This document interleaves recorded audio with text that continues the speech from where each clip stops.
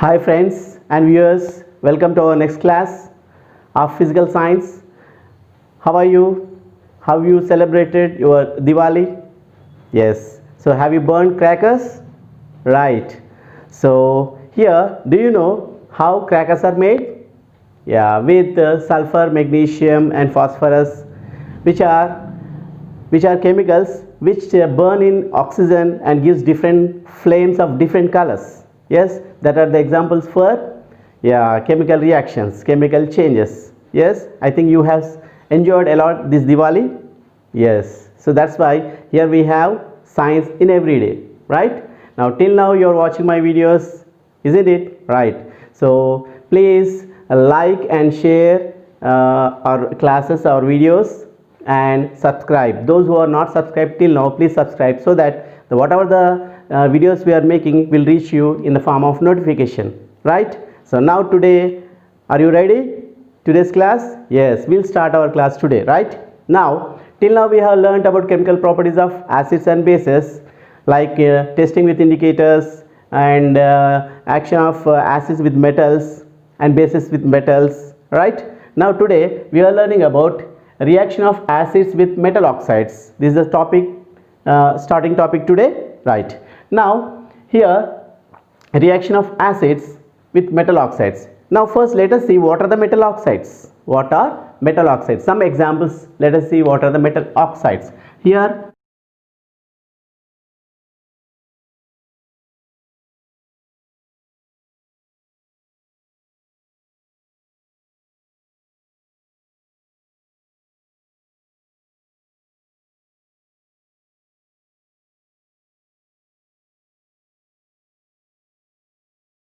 we know K2O, this is potassium oxide, and here Na2O, this is sodium oxide. Now CaO, ZnO, MgO, so calcium oxide, zinc oxide, magnesium oxide. Now CuO, this is copper oxide. Okay, now for today's activity we are going to take copper oxide as example, right? Now what we have, the activity is, here we have to take a beaker, clean beaker, and here in this beaker we have to take small amount of copper oxide, that is CuO. Yes, and add dilute hydrochloric acid, by stirring with a glass rod. With the help of glass rod we have to add drop wise and we have to stir with the glass rod. Now generally here, after adding dilute hydrochloric acid, here the solution becomes bluish green in color, which indicates the formation of copper chloride.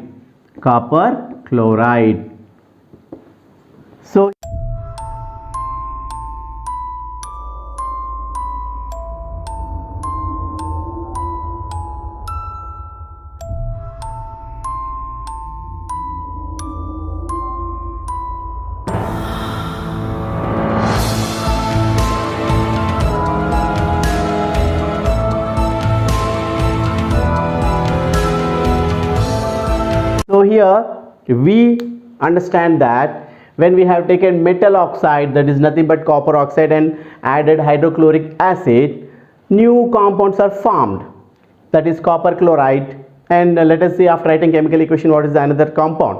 So it means that copper chloride, which is a salt, right? Now let us write a generalized equation for this reaction. Here what we have taken first, metal oxide, right?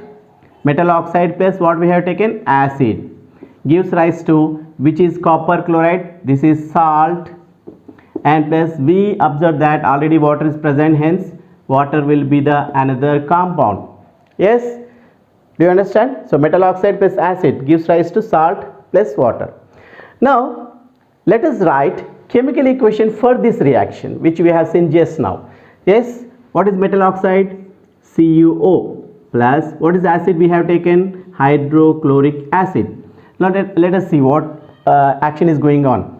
So salt, here what salt is formed, copper chloride. So copper chloride, CuCl2 plus water. Now whether it is balanced, Cl2, but here one Cl, hence I am writing. So copper oxide valence is 2, hence here it reacts with 2 chlorines, right? Hence copper chloride and H2O, one O came, right? Now do you get any resemblance of, or do you compare this reaction with any other reaction as we have learned in the previous sections? Yes. In which reaction salt and water are formed? Neutralization reaction, acid base neutralization reaction. Hence here we say that this is also same as neutralization reaction, because here what is formed? Salt and water is formed. When metal oxide reacts with acid, or acid reacted with metal oxide. So here the conclusion is that when metal oxides reacts with acid, or when acid react with metal oxide, salt and water are formed, which is nothing but a neutralization reaction. Okay. Now the question, reaction of acid with metal oxides, okay. Then what about reaction of bases? Let us see. Yes, just now we have seen reaction of acid with metal oxide. Now the next topic is reaction of base with non-metal oxide. Now let us see what are the non-metal oxides. Yes, here first comes carbon dioxide, sulfur dioxide, sulfur trioxide, nitrogen dioxide, dinitrogen tetroxide. So all these are non-metal oxides. Okay. Now let us take example CO2 for non-metal oxide, and let us see what reaction is going on. Now already we have seen in the previous class or in previous video, that reaction of acids with carbonates and metal hydrogen carbonates. There we have seen carbon dioxide is released, right? And that carbon dioxide was tested with lime water, that is calcium hydroxide, isn't it? Now let us take that example here. Okay, so here carbon dioxide plus lime water is nothing but CaOH twice, calcium hydroxide. Now here non-metal oxide with base, okay, gives rise to what happens here. We have seen white precipitate, milky white, that is CaCO3 plus what has formed? H2O, water. So this reaction also, think what reaction is this? Calcium carbonate, which is salt, and water. So this is also same as neutralization reaction. Why? Here also this is non-metal oxide. This is non-metal oxide plus base gives rise to salt plus water. So you see here, when base reacted with non-metal oxide, salt is formed and water also formed, which is equal to neutralization reaction, right? So here we come to a conclusion that reaction of acids with metal oxides or reaction of base with non-metal oxides, these two reactions are same as of neutralization reactions. Got it? Yes, because in both the reactions what is going on? Salt and water are formed. Hence we consider these reactions as of same as neutralization reactions. So these are the reactions we have. These are the properties. Remaining properties, that reaction of acid with metal oxides, reaction of base with non-metal oxide. Yes. Now what do all acids have in common? And what do all bases have in common? Can you tell? Yes, if you observe once their formulae, you may come to a conclusion what acids have in common and what bases have in common. Now here we are going to understand what acids have in common in them, right? Let us go. So what do acids have in common?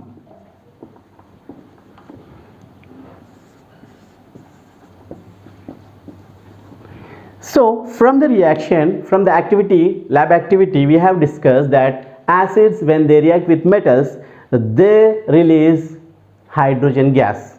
Our hydrogen gas was liberated when acids reacted with metals, right? So all acids. So from this, can we conclude that all acids have hydrogen element in common? Yes. For this, let us have understand an activity from which we can conclude that acids have what in common, right? Come on here. Now first we have to prepare solutions of glucose, alcohol, hydrochloric acid,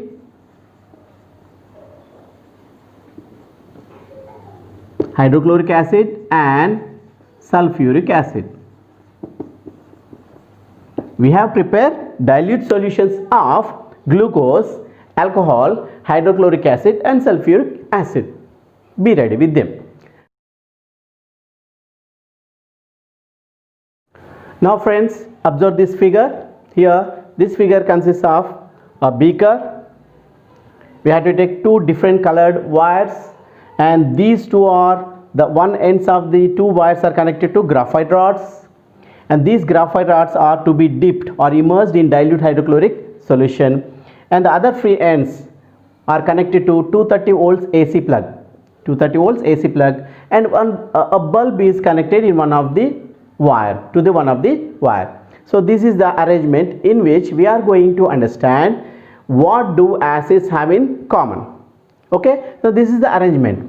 Yes. So in this beaker, what we have taken? Dilute hydrochloric acid. Now we have to see that whether bulb glows or not, whether bulb glows or not, right? Now, so once we have to conduct the same experiment with dilute hydrochloric acid, then after replace dilute hydrochloric acid with glucose, with alcohol and with sulfuric acid differently. Okay, and each time we have to see that whether bulb glows or not. So this is the activity. Now come to what is observation, yes, and what is the conclusion. Here what happens, you know, the bulb glows when we take only hydrochloric acid and sulfuric acid. The bulb will not glow when we take glucose and alcohol. These are the observations. What? Bulb glows in hydrochloric acid and sulfuric acid, but it does not glow, the bulb does not glow when we take glucose solution and alcohol solution. Yes. Do you say what is the reason for this? Yes. To understand the reason for this, first we have to understand when current passes, when electric current passes. So here, first point, as bulb is glowing means the current is passing in the or through the solution, right? Now next, in the solution current is passing means there are some charged particles which are carrying, which helps the flow of current, right?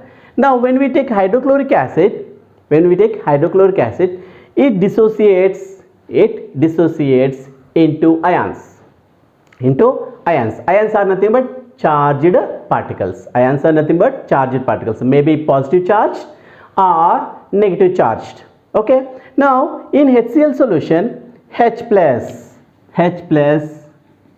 is the cation. Cation means the positive charged particle is called cation. So here H plus is responsible for the flow of current. Yes. So what I said just now, what we understand, electric current is flowing. First point. Second point, there are some charged particles should be there. Yes. So because what happens, those charged particles which are nothing but ions help for the flow of current.